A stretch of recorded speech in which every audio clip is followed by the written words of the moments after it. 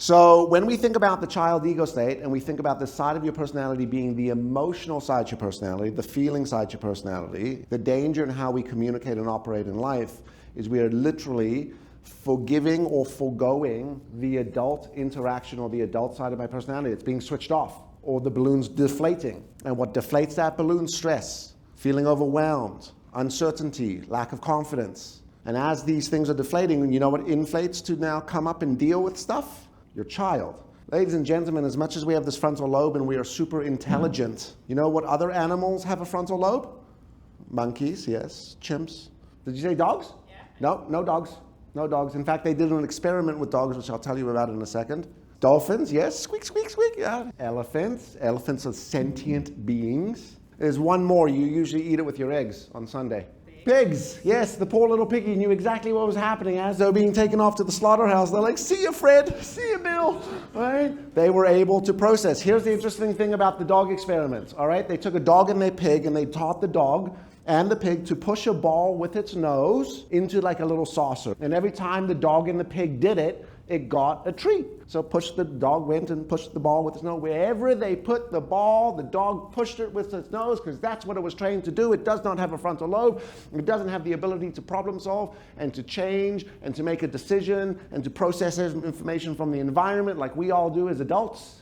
Pigs do. So what did the pig do? Pig was pushing the ball with its nose. Eventually figured out it was easier to go and pick up the little saucer with its mouth and bring it over and put it on the ball, right? Made a different decision. Now, if a pig can make a different decision, then maybe we as human beings can do that around communication and relationships and leadership. Maybe we could actually consciously communicate a little differently. Maybe if I understand this a little more, I can start to deal with it or adjust it. And what's cool about ego states is you got to think about them as balloons. I can inflate them or deflate them, inflate them or deflate them. Your child ego states is how you emotionally survive. When you're feeling stressed, when you have anxiety, when you are feeling uncertain, when you are insecure, when you are freaking out, when you're like, right? It is your child ego state that is responding because it's your amygdala. That's the survival brain, right? The oldest brain, right? Our animal brain, reptilian brain, monkey brain. Not the good monkey brain, the bad monkey brain.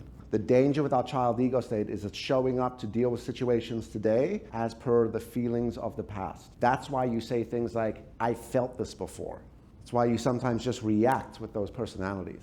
Now back to emotionally surviving, emotionally coping. One of the ways we handle life is through internalization. Internalization of stress, of situation, of ideas, of perceptions, of my needs. And what this creates, ladies and gentlemen, is something called unexpressed emotion. And unexpressed emotion is why this world is running around with such mental health crises today. And I'm not being facetious about this, nor am I trying to be funny. Part of the answer for mental health is our ability to manage this withdrawn child, which is contributing to us, internalizing, biting our tongue, avoiding, backing off, packing it up. And you know what happens with unexpressed emotion and unexpressed stress? It's gotta come out, right? It's gotta, right? So someone says, hey, what do you want for dinner?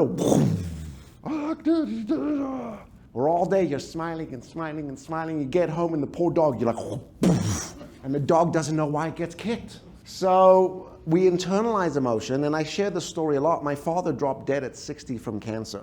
It wasn't cancer that killed him. It was his highly tortured, internalized soul that the way he governed and managed his emotions and his stress was internalization. And by the way, it happens very, very slowly and starts at a very young age. We say things like, don't worry about that. Or, hey, don't say things like that. I literally grew up with, I'll give you something to cry about. You know why therapy works? Because the doctor comes, or the psychologist, or the therapist, or the coach says, so why are you here? And you've got all this built up stuff, right? You're like, I don't know, I was told to come. And they go, well, tell me a story. Where do you want to begin? You go, I don't know where to begin. Eventually you start talking. Blah, blah, blah, blah, blah, blah. And they go, sorry to do this. We're going to have to pause here now. It's been 50 minutes. You're like, wow, time really flies.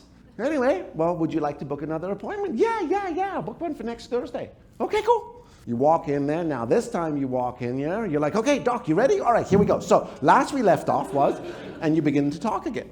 And they say, well, tell me a little more about that. Maybe one question through this. I'm like, this doctor's brilliant. Absolutely brilliant. Okay, well, and blah, blah, blah. And they go, I'm sorry. We're going to have to pause here for a minute. we're coming to the end of our session. You're like, boy, time flies. Okay, well, I guess I'll see you next week, yeah? All right, this time you kick in the door. Poof. You're like, all right, doc, here's what you emotionally vomit all over the table. And they go at the end, they say, so, I'm sorry. 50 minutes. We're going to have to pause here. Would you like to book another session? You're like, no, I'm totally fixed. This has been fucking fantastic.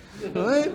Now, what did they do? They gave you a space to communicate and express all the stuff that we carry from our personal relationships, from our professional relationships, from our marriages, from our partnerships, all that stuff. And they gave us a space to express it, and they did so in a very important environment, without judgment, without advice, without interruption, and without minimizing you. The therapist or the coach doesn't say, it'll be okay tomorrow. It's called minimizing. They don't go, well, you're being a little sensitive, don't you think? That's when you fire the doctor. You're like, I didn't like that doctor. So when it comes down to the withdrawn child, the behavior of it is quiet and private and shy. The danger in how we emotionally cope with the withdrawn child is we internalize everything. And if you don't believe me, how many of you have recently stubbed or kicked your toe on a piece of furniture? What's the first thing you did when you stubbed your toe? Maybe a little bit, right? And then you want to kill the furniture.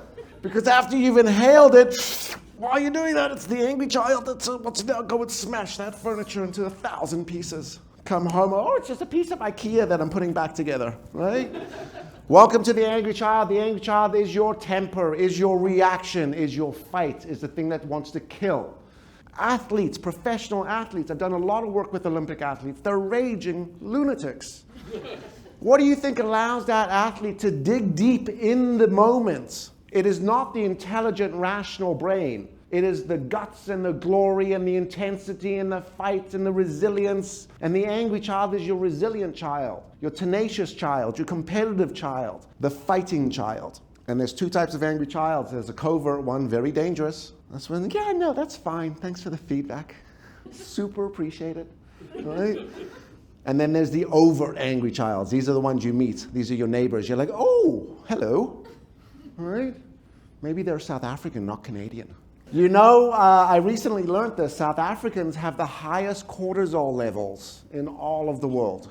Because everything's trying to kill you in Africa, right? Like, that's the truth, right? It could be a small little bug bite, or it could be someone trying to, steal your car, but you're always in survival mode, right? And when we think about survival mode, we think about withdrawn child and angry child. You think about we survive through fight or flight. There's a new term or a new concept of survival, which is something called flocking. Flocking is where I seek coverage in the group, right? I become that sort of like all the zebras, right? We don't know where the stripes end and begin, so I seek coverage in the group, all right? I adopt or I adapt or I change to meet the group norm.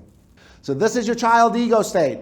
Let's talk about the adult. Rational, intelligent, logical, takes in a wide variety of information, can multitask. Very rational. By the way, let's do a quick little exercise. I need 6 people to get in a van with me at the end of today's session. All right, so they've rented a van, and we're all lined up, right? And he's like, all right, everyone in the van, all right? And we're in the van, and we're driving. Come on, doop, doop, doop. And all of a sudden, as we're driving, bang! There's this big pop in the tire, right? And the tire explodes, and we go doop, doop, doop, doop, doop, doop, doop, doop. And we end up on the side of the road, in the middle of the highway, in the middle of nowhere. And the question comes down to, what does each ego state start to do? Let's go to the critical parent. What do you start doing? You were out the car blaming everyone. Whose fault is this? Why did someone not check the tire pressure? Who is the one that's going to get blamed? This is what needs to happen. Everyone out of the van right now. Everyone get back in the van right now. Someone needs to change the tire. You start directing and controlling and criticizing and judging. And you know the famous question that the critical parent wants to ask you? Starts with a W. Why? Absolutely. Right? Why have we ended up at the side of the road? Why did someone not check the tire pressure? And you know what the why question does? Is it criticizes you. It causes you to defend and justify or validate your decisions or your thinking or your feelings or your positions. How many of you had that parent where you worked your ass off and you came home and they said, why'd you only get 95%? You don't go, oh, well, thanks, great question, right? What's really helping me communicate is this parent-child interaction. All right, so starts asking why and blaming. Nurturing parent, where are you? What do you start doing? Yes, critical parent, I'm so sorry. I know, it's the children's fault. I will deal with them right now. Children, I swear to God, it's just him. Just shh, don't piss him off a little more. Does anyone need an emotional hug? Does anyone need some security, right? Let's all just take a moment and feel the warmth. Right? Angry child's I'm gonna kill her. All right? She's trying to hold me and hug me and get me to share my emotions. Fuck off. Critical parents going, I don't need a hug. You need to change the tire. Spontaneous child. What do you guys start doing? You're actually walking down the highway. You've wandered off, right? Critical parents go, leave them. That'll teach them a lesson. We'll leave them on the side of the road. Nurturing parents going, don't go too far. Don't go too far. Withdrawn child. What do you start doing? You're like, I don't know any of these people. Just goes real quiet at the back of the van, gets down, hides. Angry child, where are you? Just throwing a tantrum, absolutely. You get out with your bare hands and your teeth, you're ripping off the broken tire, right? And as you do this, you wreck the axle and everything. And then as you're about to attack the critical parent, they put you in your place. They go, let me tell you what's going to happen right now. Where's the adult? What do you start doing? Yeah, everyone else is losing it and freaking out, and you now start to arrange and organize. You're like, all right, critical parent, I need you to control the direction of the steering wheel. Can you please stop blaming everyone and get in the driver's seat right now to drive and direct us out of this? You're like, did you say direct and drive and control? I could totally do all of that. You're waiting like this, right? Nurturing parent, no one needs an emotional hug. But the angry child is chewing off the bolts on the tire. She probably needs some help. Do you want to go help her? Did you say help? I could totally do it. Can you get the car jack and the spare tire? I can totally do that. Spontaneous child. We're going to leave you if you keep wandering, bud. So we got some candy over here.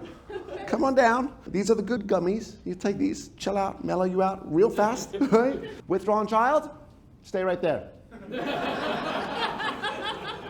We are good. We will get to the hotel. We've got you your own room. You're going to take a couple hours to decompress. I know the spontaneous child's been ear bashing you. You've been very patient. Well done. And what we see in the story, the van is you. You are all 6 people in the van. The destination is your communication, where I'm trying to go in the communication. What we want to ask is, who sits in front of me? What ego state's here? Now, the ultimate way to communicate would be what? If there was one ego state that you wanted to communicate to, what ego state would that be? The adult, right? I want to speak to the person who's rational, who's calm, who's planned, who's organized, who's mature. I want to come and have that conversation about your performance, but I want to have that conversation with you when you're the adult.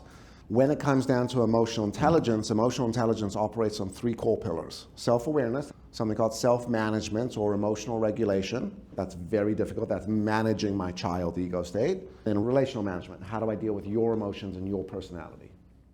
There's a concept called the imago theory. It says when you were born a perfect circle. You were not disrupted, nor destroyed, nor messed up by your parents yet. And as you were being raised through your formative years, your parents, unfortunately, split your personality in half. And you are now walking around as a half circle. Walking down the street, boop-a-doop-a-doop-a-doop, right? And looks up and sees this other half of a circle without any words exchanged. It's like this, doof.